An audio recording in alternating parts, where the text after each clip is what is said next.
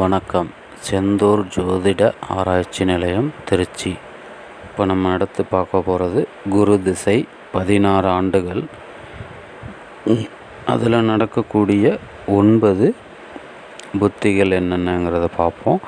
அதுக்கு முன்னாடி குருவினுடைய நட்சத்திரங்கள் என்னென்னங்கிறத முதல்ல பார்த்துருவோம். புனர்பூசம், விசாகம், பூரட்டாதி, இந்த 3 நட்சத்திரங்களும் குருவினுடைய நட்சத்திரங்கள்.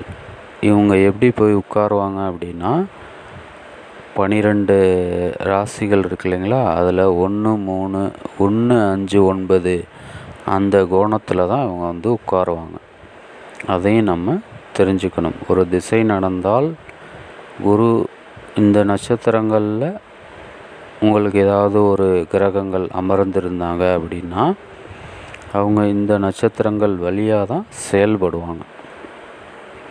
இப்போ இதோட புத்திகளை பற்றி நம்ம பார்ப்போம். குரு திசை 16 ஆண்டுகள்.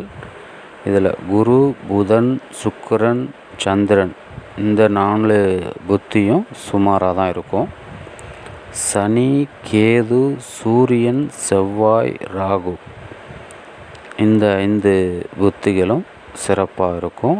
இந்த சிறப்பாக இருக்கும், சுமாராக இருக்கும் அப்படிங்கிறது நம்மளுடைய ஒவ்வொருவருடைய ஜனன ஜாதகத்தில் கிரகங்கள் எப்படி அமர்ந்திருக்கோ அதை வச்சு தான் சொல்ல முடியும். இருந்தாலும் இது ஒரு 50% நன்மைகளாகவே இருக்கும். நன்றி, வணக்கம்.